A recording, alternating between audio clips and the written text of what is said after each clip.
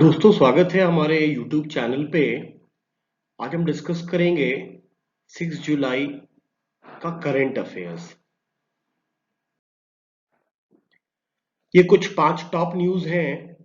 इसमें पहला है prime minister reviews progress of ICAR। ICAR और इनके एक सेट ऑफ इंस्टीट्यूट्स हैं अक्रॉस इंडिया।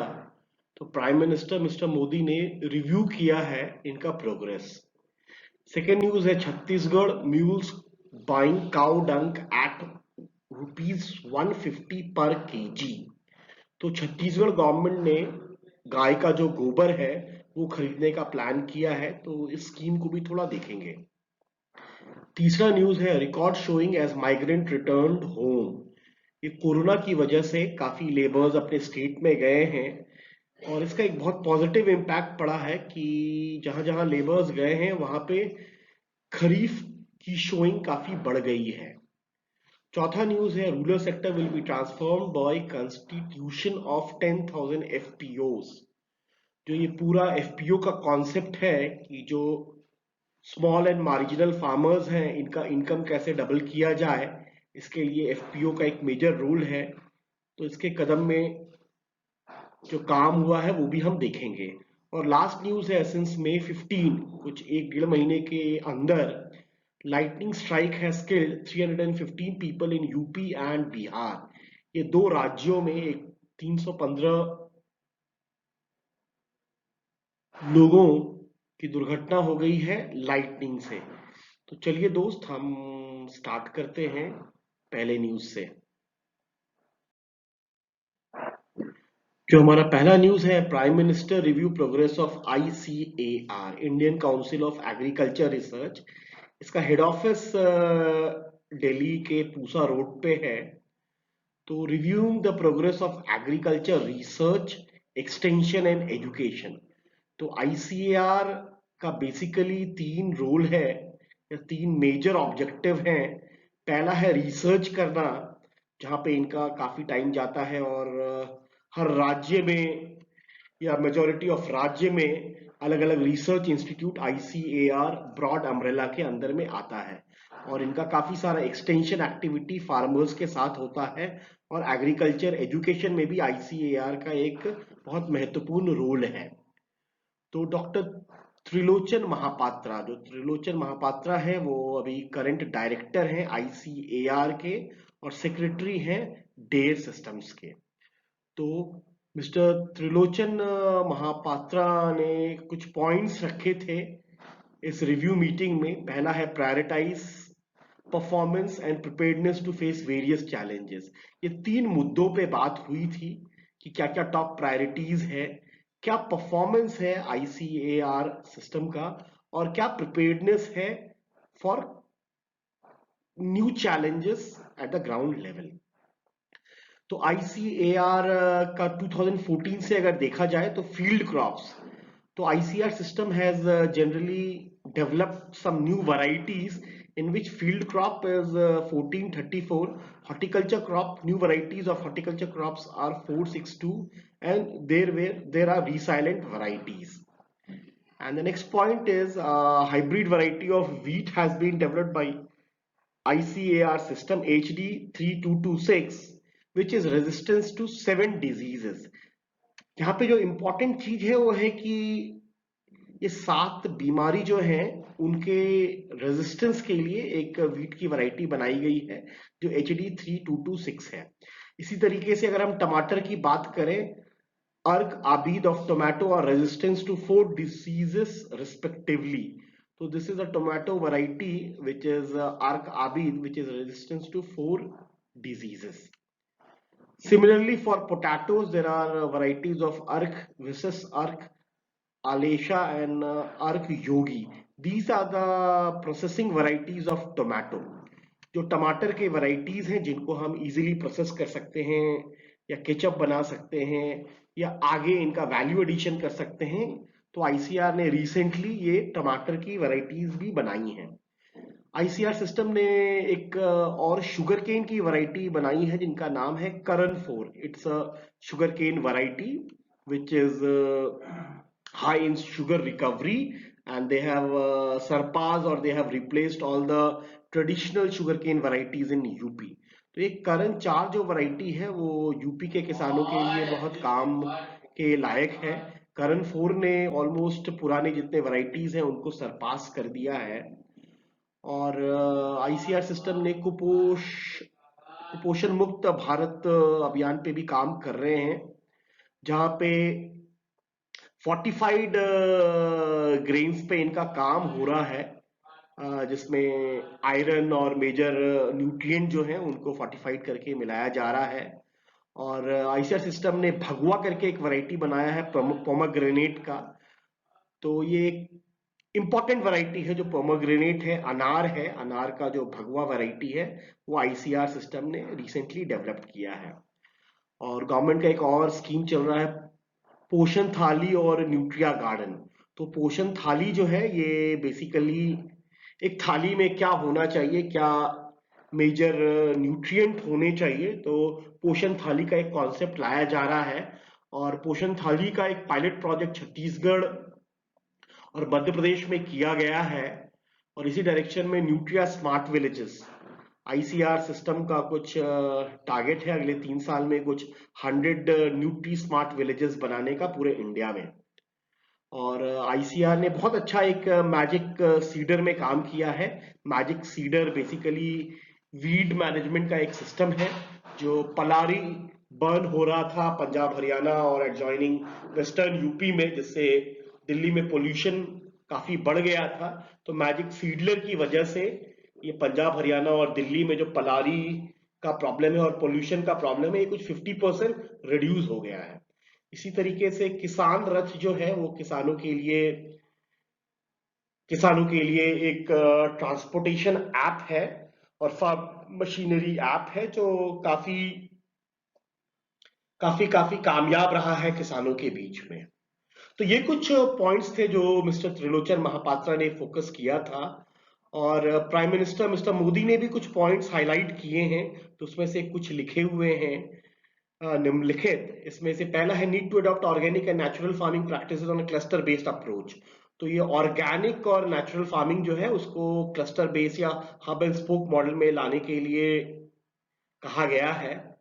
दूसरा है prime minister direct the startups and agri entrepreneur needs to be promoted to ensure innovative and use of technology. तो agri startups और agri entrepreneurs जो हैं वो काफी काम कर रहे हैं इंडिया में, और टेक्नोलॉजी के बेसिस में वो कैसे इसको स्केल अप किया जा सकता है और कैसे किसानों के लिए टेक्नोलॉजी उनके हाथों में दिया जा सकता है, इस पे प्रधानमंत्री मोदी ने फोकस करने को कहा है। Create awareness among inclusion of millets like jowar, bajra, ragi and several other minor millets and diet. Basically जो मिलेट्स है ज्वार, बाजरा, रागी, आज की डेट में अगर देखें तो इनका यूज काफी ये न्यूट्रिशियस माने जाते हैं। ज्वार, बाजरा और रागी की अगर बात करें तो बहुत सारे बिस्किट्स आज के डेट में आ रहे हैं, तो ज्वार, बाजरा और रागी से भरपूर है। अगर हम और मिलेट्स की बात करें तो, या फिर न्यूट्री सीरियल्स की बात करें तो बेसिकली इसमें मखाना बहुत इंपॉर्टेंट है, जिसका अवेयरनेस क्रिएट करने की बहुत ज्यादा जरूरत है हमें। In order to enhance water use efficiency, Prime Minister desired that awareness and outreach program to be conducted।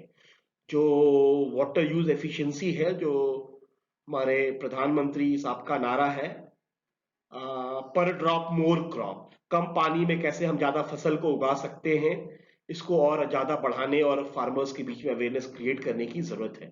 Prime minister highlighted the need for research on indigenous breed of dog and horses. जो कुत्ते और घोड़े हैं, इसमें जो indigenous variety है, हमारी खुद की वैरायटीज हैं, उनको थोड़ा हाईलाइट करने की, जोर देने की बात प्रधानमंत्री कर रहे हैं। अ फोकस ऑन एफएमडी जो फुट एंड माउथ डिजीज है, जो बेसिकली हमारे जानवरों में होता है, बेसिकली जो दूध देने वाली गाय और भैंसे हैं उसमें फोकस करने की जरूरत है। Prime minister exhorted that study of grasses and local fodder should be undertaken to understand their nutritive value। यहाँ पे घास और फॉडर क्रॉप्स की बात की जा रही है। Basically in India there is a lack of study among the major fodder crops. In fact, if you see most of our country or rural side, we face lot of flood-like situation. So in flood-like situation, the animals face lot of problem for their fodder. So there should be a exhaustive study which is stressed by Prime Minister Modi, which has to be studied, and the nutritive value has to be studied, and further corrective action or course of action has to be taken. Study use of seaweed for soil health. जो हमारा सी weed है, जो हमारे समुद्र में weed पाए जाते हैं, इनका सॉइल हेल्थ पे क्या फर्क पड़ने वाला है सी वीड्स का. जैसे हम ब्लू ग्रीन algae समझते हैं, वैसे काफी सारे सी वीड्स हैं जिनका सॉइल पे इस्तेमाल करके हम उनका न्यूट्रिटिव वैल्यू बढ़ा सकते हैं. तो इस पे एक स्टडी की जरूरत है, और exploring commercial application in nutri cereals, और सी वीड को हम कैसे खानों में इस्तेमाल कर सकते हैं और उनसे वैल्यू एडिशन लिया जा सकता है, उस पे भी स्टडी और जोर देने की जरूरत है. Prime Minister directed the ease of access of farm equipment and transport facility from field to market shall be ensured. So this is again the farm machinery bank has to be created, and through farm machinery it should not only be through tractorization. So other farm machinery should be utilized. So how the farm equipment can be given to the farmers, and how field to market and market to field should be assured has to be worked on. The systems are to be geared toward enhancing farmers' income while meeting international standards. So how the farmers' income can be doubled? So ICR has to play a major role, and international standard, yes. Exports, we are in agri exports, we are not number one, in fact, in all the commodities. So with 100% international standards and European and American standards, how we can focus on export and increasing the farmers' income has to be worked on. Traditional knowledge of Indian community should be coupled with technology. जो हमारा परंपरा है, जो agriculture है, culture के साथ में technology को कैसे इस्तेमाल करके किसानों को मदद पहुंचा सकते हैं, इस पे काम करने की जरूरत है. Skill set of youth and agriculture graduate to translate the full potential of Indian agriculture transforming rural areas. तो यूथ और एग्रीकल्चर ग्रेजुएट्स को कैसे हम मिला के पूरे एग्रीकल्चर का ढांचा हम बदल सकते हैं, इस पे हमारे प्राइम मिनिस्टर मोदी ने ध्यान देने के लिए कहा है. तो दोस्तों आगे बढ़ते हैं हम नेक्स्ट न्यूज की तरफ. छत्तीसगढ़ मुल्स बाइंग काउ डंक एट ₹150 पर किलोग्राम. स्कीम गौधन न्याय योजना. तो छत्तीसगढ़ गवर्नमेंट ने एक स्कीम लॉन्च किया है जिसका नाम गौधन न्याय योजना है. ये 25 जून को लॉन्च हुआ है, आज से कुछ दिन पहले, ऑलमोस्ट 10 दिन पहले. जो हमारे चीफ मिनिस्टर साहब हैं भूपेश बघेल साहब हैं, इन्होंने लॉन्च किया है गौधन न्याय योजना को, और इसका इंप्लीमेंटेशन स्टार्ट हो रहा है. Scheme begins from July 20th. तो 25 दिन के गैप में 20 जुलाई से ये जो गोबर, गाय का गोबर है, उसको खरीदने की जो योजना है वो 20 जुलाई से छत्तीसगढ़ में स्टार्ट हो रही है. अराउंड 1.10 करोड़ कैटल्स इन छत्तीसगढ़. अगर हम छत्तीसगढ़ को देखें तो 1 करोड़ 10 लाख के आसपास गाय और भैंसे हैं. तो उनसे कैसे गोबर हम इकट्ठा कर सकते हैं, ये गवर्नमेंट का स्कीम है. Over 4,000 ton of cow dung likely to be purchase daily. तो 4,000 टन की बात कर रहे हैं कि हम छत्तीसगढ़ में गवर्नमेंट जो बात कर रही है कि 4,000 टन गाय का गोबर प्रतिदिन, डेली की बात हो रही है, प्रतिदिन गवर्नमेंट खरीदेगी. रीजन क्या है गोबर खरीदने का? अगर हम देखें कि भाई ये क्या है, तो ओपन ग्रेजिंग. तो देखा गया है कि काफी सारी गायें जो है वो ओपन ग्रेजिंग के मेथड पे ग्रेस करती हैं. वो जो हरा चारा उनको मिलता है वो ओपन एरिया में, दूसरे के खेतों में, जहां भी उनको हरा चारा मिलता है वो ओपनली ग्रेस करते हैं. और इससे काफी सारे एक्सीडेंट भी हो जाते हैं रोड पे. हम देखते हैं हमारा देश जो है वो अमेरिका नहीं है या ऑस्ट्रेलिया नहीं है जहां पे आप गाय भैंस या बकरियों को नहीं देखेंगे. इंडिया की काफी सारे रूरल एरियाज में या नेशनल हाईवेज में हमें बहुत सारे गाय भैंस मिल जाते हैं। तो इस स्कीम से बेसिकली एक्सीडेंट को भी, गाय के गोबर को कलेक्ट और बेचने के पर्पज से यहाँ पे एक्सीडेंट्स, जो सरकार है वो जानवरों के बीच में एक्सीडेंट को भी कम करना चाहती है। Abundant after stopping giving milk, एक परंपरा है किसानों के बीच में कि गाय जब तक दूध देती है, उसको दुधारू गाय बोलते हैं, जब तक दुधारू गाय जो है वो दुधारू रहती है, गाय को रखते हैं, और जैसे ही वो दूध देना बंद कर देती है तो उनको भी चारा पानी खिलाना बंद कर देते हैं। तो and cow rearing should be a profitable business. तो जो गाय है उसको एक्स्ट्रा इनकम किसान कैसे कमा सकता है, 1.5 रुपए 1 kg गोबर का मिलेगा। तो सरकार इन सब रीजनों की वजह से अपने राज्य में, छत्तीसगढ़ में, ये पहली राज्य है जो गाय का गोबर पूरे इंडिया में खरीदने जा रही है। तो इसका ब्रॉडली कुछ ऑब्जेक्टिव भी फिक्स किया गया है कि ये कैसे काम होगा। Preserving and improving cow shedding, की जो गाय हैं या भैंस हैं उसको कैसे हम अंदर शेड में रख सकते हैं, ये एक फोकस एरिया है। Promoting the production of vermi compost, जो गोबर का खाद है, बेसिकली जो ऑर्गेनिक की हम बात कर रहे हैं कि लोगों के जेब में पैसा है, लोग खाद डाला हुआ या पेस्टिसाइड डाला हुआ अनाज को नहीं खाना चाहते हैं, तो वर्मी कंपोस्ट बनाने के लिए सरकार का ये अच्छा प्रयास है। एंड इंप्रूव रूरल इकोनॉमी, जो रूरल इकोनॉमी है, जो रूरल लोग हैं उनकी इकोनॉमी और उनकी थोड़ी बहुत इनकम जो है वो भी बढ़ जाएगी। गौदान समिति, अगर हम बात करें, हर ग्राम पंचायत में, छत्तीसगढ़ के हर गांव के पंचायत में एक गौदान समिति बनाया गया है जो घर घर जाके गोबर इकट्ठा करने का काम करेगी। वो ट्रैक्टर में, ट्रॉली में वजन करना, देखना और उनका ट्रांसपोर्टेशन करना। तो गौदान समिति जो हर ग्राम में है वो कलेक्ट करेगी, डोर टू डोर, हर किसान के घर में जाके, हर काउ रियरर के घर में जाके। Urban administrative department and forest management committee, urban areas and forest terrain, the area which are into rural areas, this scheme is not only limited to the rural areas but also in the urban areas. The cow rearer or the people of the dairy or the dairy plant, in fact dairy plant can also give the manure or the cow dung under this scheme. Fortnightly payment, यहाँ पे जो payment किसानों की होगी वो 15 दिनों में होगी। जो डेयरी के लोग हैं या कैटल ओनर्स हैं या फार्मर्स हैं, तो उनको 15 दिन में इस स्कीम में पैसा मिलने वाला है।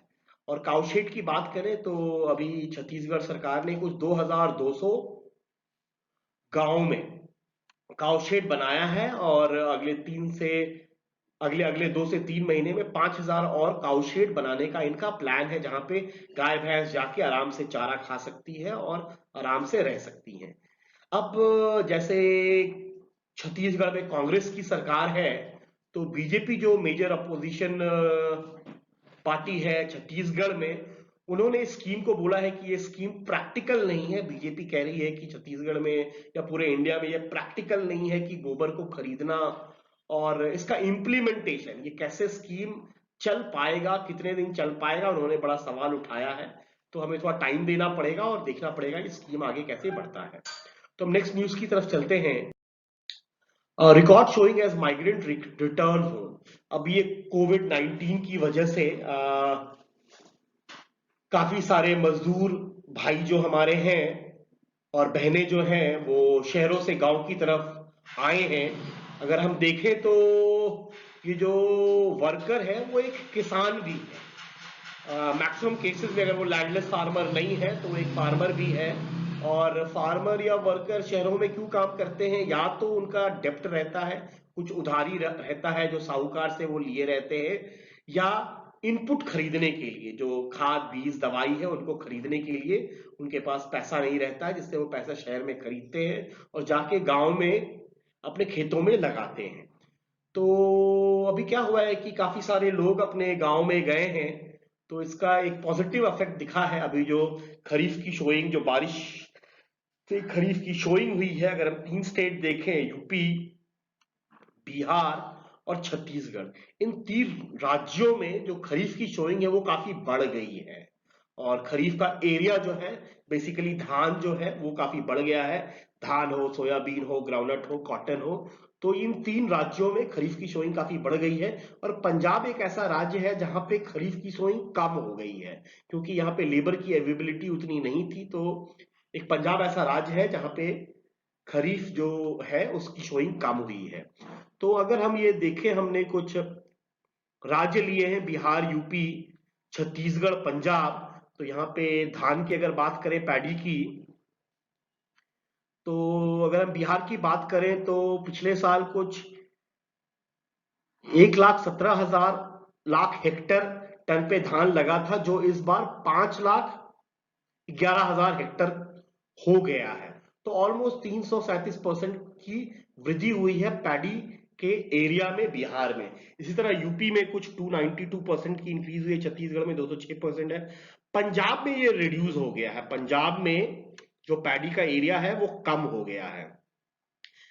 इसी तरह अगर हम सोयाबीन की बात करें, एमपी और महाराष्ट्र में अगर सोयाबीन की बात करें तो सोयाबीन की फसल आप देख सकते हैं महाराष्ट्र में 1 लाख हेक्टर से ये ऑलमोस्ट 3 लाख हेक्टर के आसपास आ गया। तो ऑलमोस्ट 200% की वृद्धि हुई है सोयाबीन के महाराष्ट्र के शोइंग एरिया में। इसी तरह गुजरात में काफी बढ़ गया है ग्राउंडनट, महाराष्ट्र और तेलंगाना में भी कॉटन का जो सोइंग एरिया है वो काफी बढ़ गया है।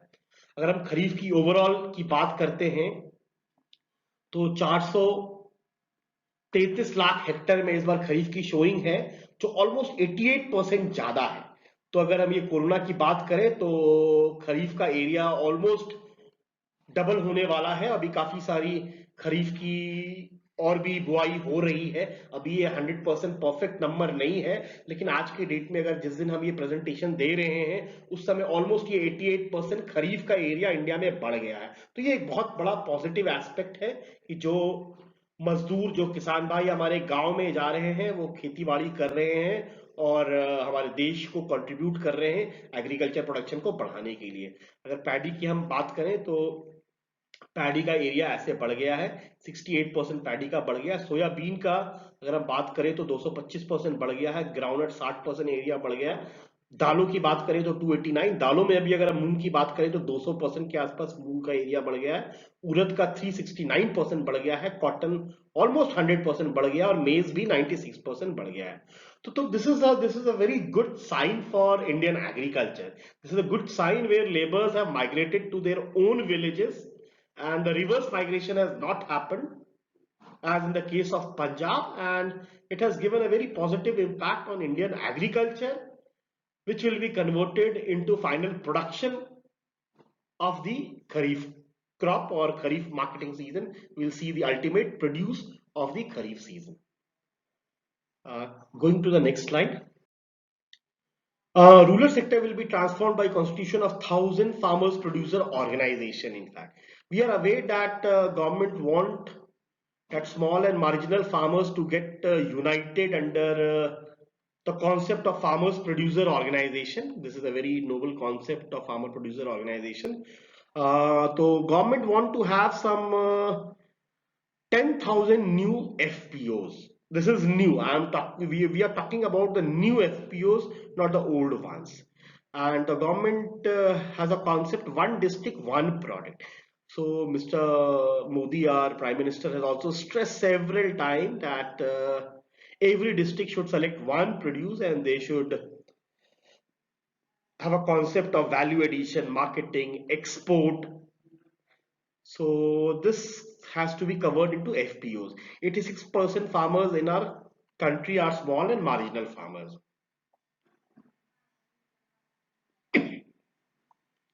Minimum number of FPOs, we are saying that the government is saying that in one FPO, the minimum there should be 300 farmers, which has to be in a plain area, and if it is a hilly terrain or northeast, in fact, so FPO can be started with 100 farmers also. So one district, one product scheme, basically it is for horticulture produce, and the cluster based approach, which is a hub and spoke model, has to be taken. तो ये बहुत अच्छा scheme है। In fact जो भी किसान भाई हैं वो अगर एक साथ मिल सकते हैं, जैसे हमने कहा है कि 86% जो किसान हैं यहाँ पे वो छोटे और मंझले किसान हैं, और ये सब अगर एक ग्रुप्स में आ सकते हैं, 300 लोगों के या 100 लोगों के ग्रुप में आ सकते हैं, तो उनका जो प्रोड्यूस है एक साथ काफी बड़ा हो जाएगा और उनका जो बार्गेनिंग पावर है मार्केट में वो भी काफी बढ़ जाएगा।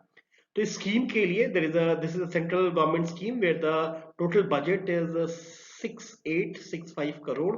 सो support and hand holding for 5 years would be done. So 5 साल के लिए गवर्नमेंट जो है वो सपोर्ट करेगी जो भी एफपीओ बनता है इंडिया में. और 15% FPO are to be constitute aspirational district. जो हमारे पास एस्पिरेशनल डिस्ट्रिक्ट है, जो पिछड़े हुए जिले हैं इंडिया में, तो 15% एफपीओ जो है वो पिछड़े हुए जिले में बनने हैं. और ये प्रायोरिटी में लेना है. बेसिकली जो शेड्यूल्ड ट्राइबल एरिया है, जो हिली एरिया है, तो उसमें क्लस्टर बेस्ड अप्रोच करके इसको बनाया जाएगा. एफपीओ में और भी बात चल रही है कि ऑर्गेनिक एंड नेचुरल फार्मिंग पे फोकस होगा. Implementation through agency like NABARD and SFAC and NCDC and NCDX organization like NCDX. तो ये इंप्लीमेंटेशन जो ये पूरा एफपीओ बनाना है, इनफैक्ट तो नबार्ड, एसएफएसी एंड एनसीडीसी को ये मेजर इंप्लीमेंटिंग एजेंसीज बनाया गया है.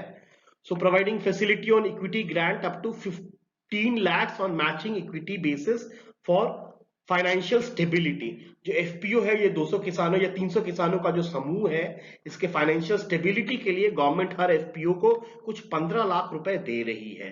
तो ये मैचिंग इक्विटी है. किसानों को 15 लाख लगाना पड़ेगा, किसान के समूह को, और गवर्नमेंट का 15 लाख होगा. 30 लाख में एक एफपीओ स्टेबलाइज हो जाएगी आने वाले टाइम में.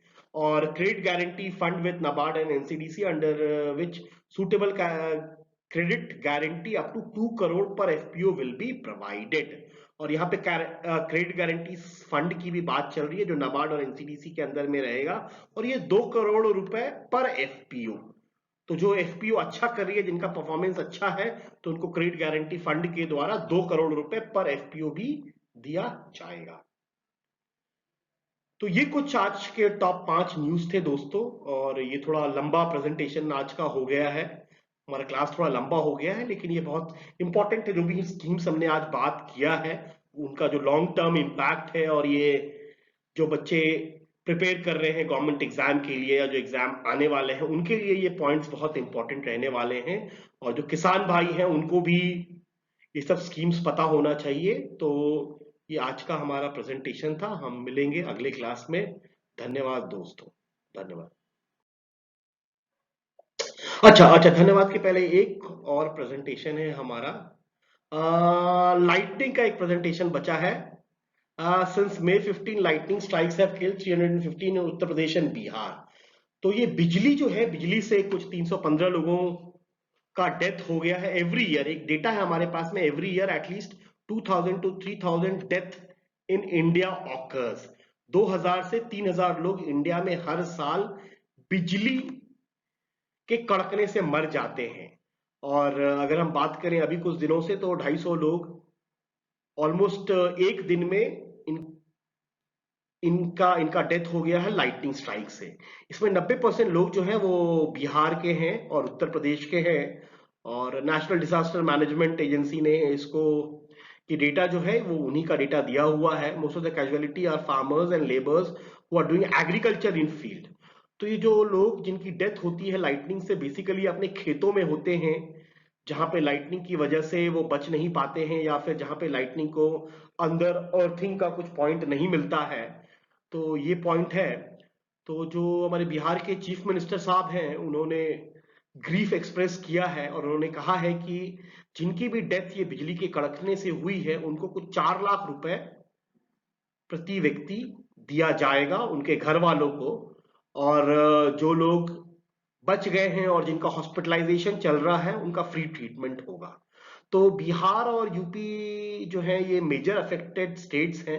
लेकिन हम बाकी स्टेट्स की भी अगर बात करें, तो उत्तराखंड में भी बिजली कड़कने से लोगों की डेथ हो रही है. पंजाब में बिजली का असर हो रहा है, हरियाणा में हो रहा है, राजस्थान में हो रहा है, गुजरात में बिजली का प्रॉब्लम है, महाराष्ट्र में ये प्रॉब्लम है, झारखंड, उड़ीसा, छत्तीसगढ़, तेलंगाना. तो अगर हम देखें तो ऑलमोस्ट 80% इंडिया में ये बिजली का प्रॉब्लम है, लाइटनिंग का प्रॉब्लम चल रहा है. तो ये एक मेजर प्रॉब्लम है जो हमारे इंडियन एग्रीकल्चर और इंडियन फार्मर्स के बीच में है. तो मैं यहीं पे रुकूंगा दोस्तों आज के लिए, और हम फिर कल मिलेंगे. धन्यवाद.